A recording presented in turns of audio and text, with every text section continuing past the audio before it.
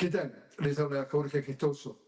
En el programa de hoy, el resultado de las elecciones en Estados Unidos con otra notable invitada, Zoe Alexandra, editora de People Dispatch, directamente desde Nueva York. Zoe Alexandra, una cálida bienvenida al programa. Bueno, muchas gracias a usted. Zoe, este triunfo de Sonal Mandani en la carrera de ayer en las elecciones que ganó entonces la alcaldía de Nueva York y él mismo se ha declarado como un socialista demócrata, ¿tú crees que manda algún mensaje al progresismo en América Latina? Yo creo que sí. Ahora el mensaje de Estados Unidos para América Latina, de sus mandatarios, ha sido amenaza, ha sido vamos a imponer la fuerza en nuestra agenda, ha sido vamos a deportar sus migrantes.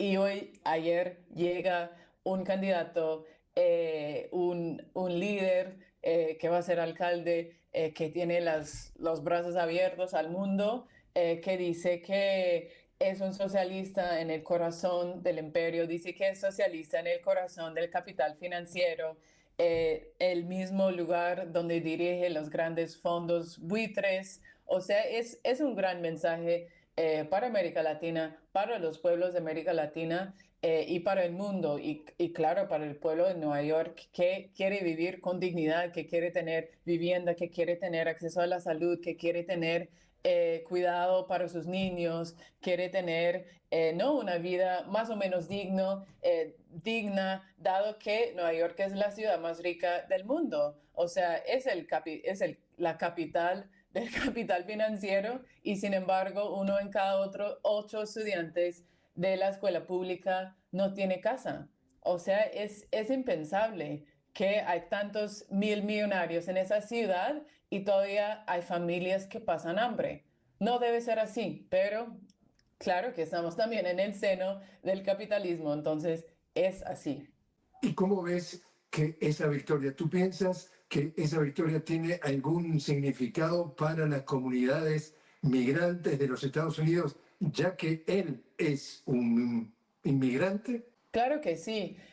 Por un lado, los ataques de la administración de Donald Trump, de los influencers de la derecha, de todos los medios y ese ecosistema de medios de derecha que ha formado y ha fortalecido en esos últimos meses, en el último año, ha sido de extremo odio y rechazo a la comunidad migrante, acompañado por políticas nefastas de deportación masiva, de decir vamos a ocupar las ciudades para separar familias, para invadir los lugares de trabajo y decir usted parece mexicano, te vamos a deportar, aun siendo que tal vez tiene papeles. O sea, eso ha pasado. Ha deportado personas y los ha acusado de cosas que no tienen nada que ver, nada más para poder avanzar con esa política. Entonces, que llegue un alcalde que es migrante, que es apoyado por las comunidades migrantes, porque él ganó esa victoria, no solo él, lo ganó con el apoyo de las organizaciones de migrantes, de las organizaciones de las personas que luchan por la vivienda. Ha sido una coalición que ha tejido todas esas comunidades que hoy en día son oprimidos por las políticas de Donald Trump. Entonces, su victoria no es la victoria nada más de Zoran Mamdani, pero es una victoria de todas las comunidades organizadas que están luchando para defender sus derechos y están luchando por una ciudad y un país mejor para todos y para todas. ¿Y este triunfo piensas que puede tener algún impacto en lo que tiene que ver con la política exterior de Trump respecto a migración, respecto a migrantes en América Latina? Yo no creo. La verdad, lo que va a tratar de hacer Donald Trump es sí atacar a la ciudad de Nueva York, es sí tratar de deportar más migrantes de la ciudad de Nueva York. Hasta ahora, el despliegue de la Guardia Nacional ha pasado en la capital, Washington, ha pasado en Chicago, donde hay una comunidad migrante bastante grande. Nueva York es una ciudad con muchos inmigrantes, con muchas personas que son vulnerables a una posible operación de deportación masiva. también con el estatus de TPS en juego, puede pasar muchas cosas. Entonces, no creo que cambie para bien porque la política de Donald Trump ahora no está cambiando. No lo va a cambiar por un alcalde socialista. Sin embargo, va a atacar todas las comunidades vulnerables con la justificación de que está respondiendo al crimen organizado en Nueva York, que el socialismo que está invadiendo el país, que representado por Zohran Mamdani. Entonces, yo creo que va a haber fuertes ataques a la ciudad, a él mismo, a Zohran mismo, y va a tratar de replicar la estrategia fallida de lo que ha hecho en Chicago y ha hecho en otras ciudades. Si lo vemos desde el punto de vista de perspectiva, acá estamos hablando de que todo hace pensar que cualquier propuesta política que sea una alternativa, digamos, al status quo, a lo que tiene que ver con los grandes intereses, está condenada a ser absolutamente descalificada, insultada, degradada, y por supuesto la etapa siguiente es no solamente grandes sanciones o castigo económico, sino asegurarse de que sean conducidas al fracaso y después vender de que, pero vieron, otra vez más, esto prueba que el socialismo y puntos suspensivos le ponen lo que ellos quieren.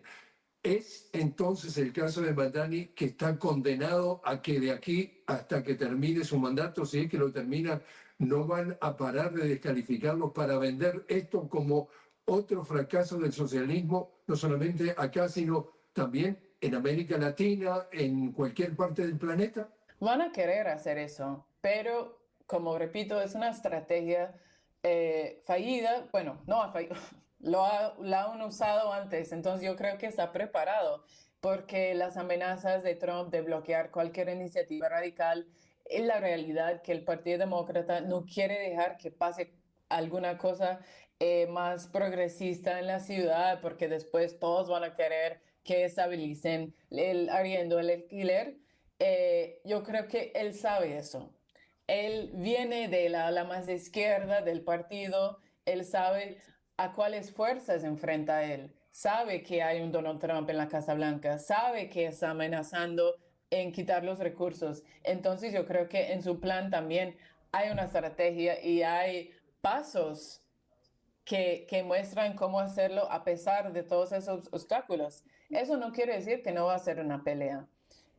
Por ejemplo, elevar y subir la tasa de impuestos para los 1.000 millonarios, van a resistir mucho. No van a querer eso. Ellos han amenazado que van a salir de la ciudad, que no van a ser residentes más, que no quieren pagar esos impuestos más elevados. Y claro, a eso no hay pelea, no se puede detener a alguien que si quiere irse de la ciudad. Pero, por ejemplo, otras políticas que tratan de, por ejemplo, estabilizar el alquiler en la ciudad, abrir nuevos mercados con precios más bajos, esos son apuestas de la comunidad organizada. Él, cuando hizo su plataforma, fue en consulta con organizaciones populares de la ciudad. Entonces, ellos sienten que esas demandas y esas propuestas son propias y ellos van a luchar para realizarlas. Yo creo que eso es la diferencia, que él ha entendido que lo que él está proponiendo va directamente en contra de los intereses de la clase millonaria, de la clase dominante en Estados Unidos, y que él solo no lo va a lograr. Eso ya lo hemos visto, sabemos qué pasa, sabemos que van a tratar de bloquear cualquier cosa. Entonces, cuando él hace esa campaña, teje toda una alianza de personas organizadas, de personas que quieren involucrarse en la política, y él va a depender mucho de esas personas para que peleen en la calle, para defender las propuestas, para exigirle a él también que los haga. Él ha dicho eso, que ustedes tienen que hacer que yo que yo cumpla con lo que yo he prometido, con las propuestas que hemos construido. Entonces, yo creo que esa estrategia de poder activar a las comunidades, de hacer crecer el poder popular para enfrentar los desafíos que son bastantes. Soy como tú vives en Estados Unidos también, tú sabes que yo he pasado mucho tiempo allí. El manejo de la retórica, ¿no? El manejo de la descalificación. Tú mencionabas cómo esa retórica para ensuciar, para enlodar a Soram, utiliza la palabra izquierda radical y en ese país y en ese contexto es mala palabra lo de radical, cuando, por ejemplo, imponerle más impuestos a los ricos, en este momento se está discutiendo en Francia, en la Asamblea General, incluso a nivel de los sectores, incluso de derecha y de centroderecha, y nadie diría que los sectores de derecha o de centroderecha de Francia representan algo radical.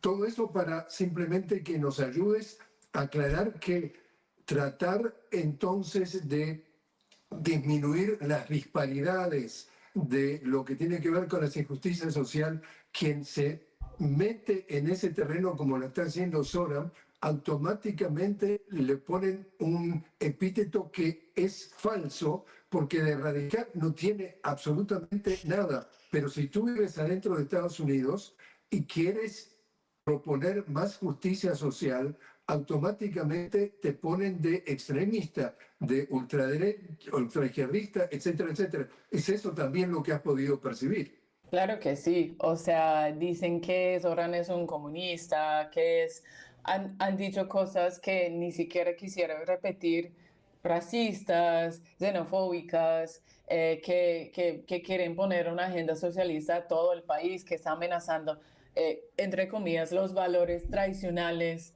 de Estados Unidos, que también claramente es para esconder una agenda muy radical, muy conservadora de la derecha.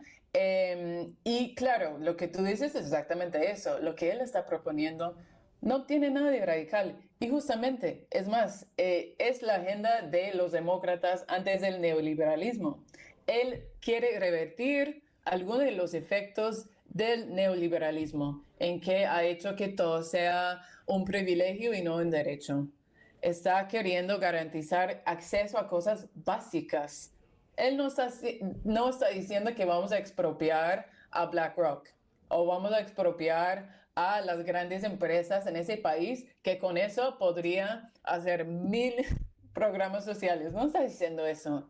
Está diciendo, bueno, los ricos van a pagar más impuestos, vamos a abrir algunos programas sociales para que las personas puedan llegar al trabajo más fácil, para que los buses puedan ir más rápido, para que las personas no tienen que pagar $50,000 anual para cuidado de sus niños. O sea, son cosas muy importantes y tampoco tan radicales, pero como tú dices, todo ha corrido tan para el centro derecha que, por ejemplo, dentro del mismo Partido Demócrata puede existir un Zoran, pero también puede existir un Andrew Cuomo que tuvo el apoyo del mismo Donald Trump, del mismo Elon Musk, figuras tan de derecha, que la agenda de un demócrata, Andrew Cuomo, podría hacer resonancia con ellos. Entonces, es la realidad de los Estados Unidos. Estamos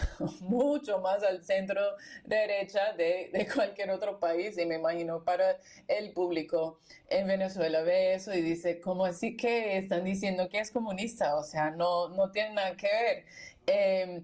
Pero claro, yo creo que de igual manera el hecho de que él dice que es socialista, que defiende los conceptos, ¿no?, de la clase trabajadora, el concepto de que las personas tienen derecho a la salud, a la educación, a la vivienda. Invoca, por ejemplo, la historia tan rica que existe en esta ciudad del movimiento socialista. Él en su discurso menciona a Eugene Debs. Él hizo videos mencionando a héroes del movimiento socialista en ese país. Entonces, por un lado, claro, la derecha está diciendo que es comunista, que no sé qué, la amenaza, el fantasma del comunismo. Sin embargo, yo creo que el impulso que da él al movimiento por el socialismo y por el cambio social dentro de Estados Unidos y también para el mundo es impresionante. O sea, tantas personas que hoy en día se están enterando de qué significa una propuesta socialista es nada más y nada menos que todas las personas puedan tener acceso a una vida digna.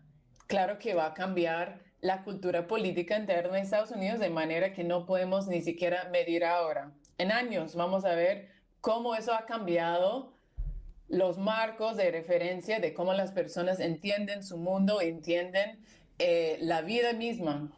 Zoe, te invito a hacer una pequeña pausa. Estamos hablando con Zoe Alexandra directamente desde Nueva York sobre los resultados de las elecciones en Estados Unidos. Zoe, editora de People Dispatch. Enseguida regresamos.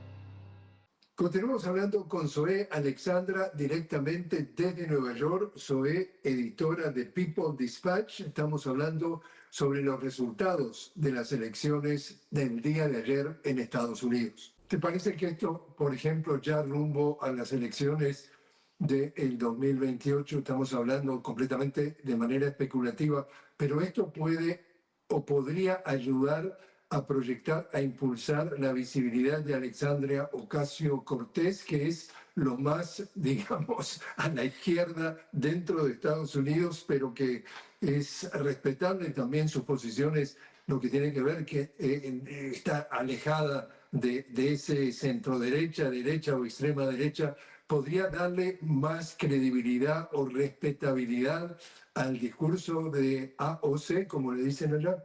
Sí, pero de todas maneras, ella también se ha vendido y no es una figura tan creíble en ese momento, porque en la campaña de Joe Biden, por ejemplo, cuando casi todos los demócratas decían que él tiene que salirse de esas elecciones, que no puede ser candidato más, fue ella porque la presionan bastante dentro del partido y salió y dijo, no, Joe Biden es nuestro candidato, no lo pueden criticar. Ella sale en la tarima con Kamala Harris.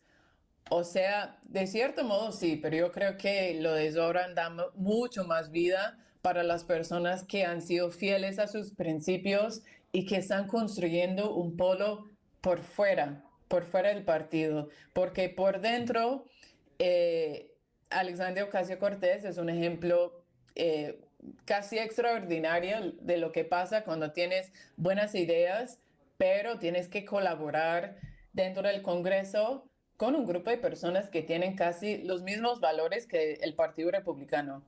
Tal vez con políticas menos extremas, pero que defienden al capital, que defienden la política exterior de Estados Unidos y que no va a hacer ninguna cosa para cambiar la estructura, ni proteger los derechos, ni tratar de garantizar esos derechos básicos para las personas. Entonces, ella, claro que va a tener un poco más impacto, éxito en esas elecciones, pero de igual manera las personas se dan cuenta que necesitamos algo más. No es suficiente dentro de ese partido que puso Andrew Cuomo para competir con Zoran Mamdani. O sea, Andrew Cuomo es el Partido Demócrata, Zoran Mamdani está usando el Partido Demócrata para conseguir la alcaldía.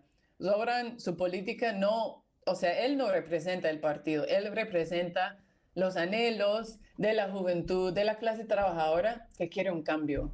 Él usa el partido, pero no es el partido. Entonces yo creo que hay que hacer esa diferencia porque hay muchas personas que no van a sentirse representados en lo que es el partido institucional, el partido establishment que defiende todas esas cosas que ya mencioné. Tú lo conoces mejor que nadie, precisamente por estar en Estados Unidos. lo que es el intelectual de primer nivel Noam Chomsky dentro del país, que tiene una frase que es lapidaria y dice: en Estados Unidos no hay dos partidos políticos, hay un solo partido político y es el Business Party, el partido de los negocios. En definitiva, en este caso, Cuomo representaba entonces el Business Party y el representante republicano el Business Party. O sea que acá son matices, pero es el mismo perro con diferente collar. Sí, claro. Cuomo hizo los mismos ataques racistas, xenofóbicos contra Zoran, dio el mismo discurso que Donald Trump. O sea, no hay ejemplo más claro de eso. Y él es del partido, del viejo establishment de ese partido. Entonces, no creo que hay manera de equivocarse en entenderlo así. Eh, y realmente para garantizar y para forjar un nuevo camino, sí tiene que ser por fuera de esos dos partidos establishment que, como tú dices y como Chomsky lo dijo, es un solo partido, que ahora los republicanos se destacan por tener políticas mucho más abiertamente racistas, pero tiene un pomo que muestra que es capaz de hacer el mismo discurso que ellos. Estamos hablando de hoy, día 36 del paro parcial, del cierre parcial del gobierno de Estados Unidos. Hoy entonces se rompió un récord, porque el récord anterior de lo que más había durado el shutdown, como le dicen en inglés, o sea, el cierre parcial del gobierno, había sido 35 días. ¿Cómo ves lo que se puede esperar? ¿Qué futuro le ves a los próximos días, a los próximos pasos? ¿Y qué impacto ya tiene en la vida del ciudadano de a pie que vivía y sigue viviendo del sueldo que recibe del Estado? Es un momento muy duro y creo que esas elecciones de ayer fue una buena distracción de la realidad que están viviendo muchas personas hoy en día, que están sufriendo con lo que es el cierre parcial del gobierno, que llevan más de un mes sin salario, sin sueldo, y que los republicanos están tratando de usar toda manera de presión para que los demócratas ceden en el tema de salud. Y yo creo que en esas semanas vamos a ver cómo ellos intensifican el discurso y la batalla en las redes, en los medios de comunicación, de decir que los demócratas son responsables para cualquier sufrimiento que está pasando el pueblo, a pesar de que los republicanos lo están haciendo para poder justamente quitarles el derecho a la salud. Sin embargo, sí es un momento en que una batalla muy fuerte de discurso, de proyecto, y pues da también índices y ideas de cómo va a ser la batalla el próximo noviembre. Estamos hablando de imágenes, Zoe, de gente haciendo cola para que le den comida, que se les terminó el dinero para comprar comida. A ese nivel ha llegado el tema dentro de Estados Unidos, que tiene entonces esa fama del país más rico del mundo.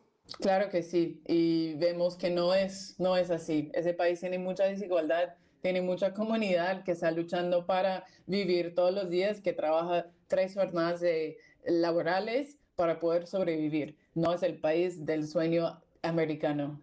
Que, por último, entonces, ¿qué es tu visión, qué es tu pronóstico, qué es tu vaticinio que pueda pasar respecto a esta política de Donald Trump desplegando una armada en las aguas del Mar Caribe frente a las costas de Venezuela y de alguna forma bombardeando pequeñas lanchas que en el tema del narcotráfico es minúsculo, y vendiendo la idea de que esto es una lucha contra el narcotráfico, que en esta retórica los narcotraficantes que cometen delitos y no actos de terror son recalificados narcoterroristas, y como cometen en esa retórica actos terroristas, se someten entonces a una guerra que Estados Unidos entiende que su enemigo es similar. Lo ha dicho el ministro de Defensa, que ahora se ha titulado ministro de Guerra, que esto es como luchar, igual que luchar con Al-Qaeda, es decir, luchar con una lanchita de 3 motores fuera de borda es lo mismo que luchar contra Al-Qaeda. ¿Qué es lo que tú anticipas que sean los próximos pasos? ¿Se calma esto o se intensifica y esto termina con una invasión ya en guerra. No podemos decir todavía, pero sí vimos que los ataques aéreos siguen pasando, pero sin embargo hay presión por dentro del Congreso, por dentro de la población estadounidense, para no hacer esa guerra contra Venezuela, contra los pueblos del Caribe. Así que esperemos que escuche esas voces, escuche las voces dentro de Estados Unidos, escuche las voces del Caribe, de Venezuela y de la región toda. Zoe Alexandra, muchísimas gracias por haber estado con nosotros. Gracias.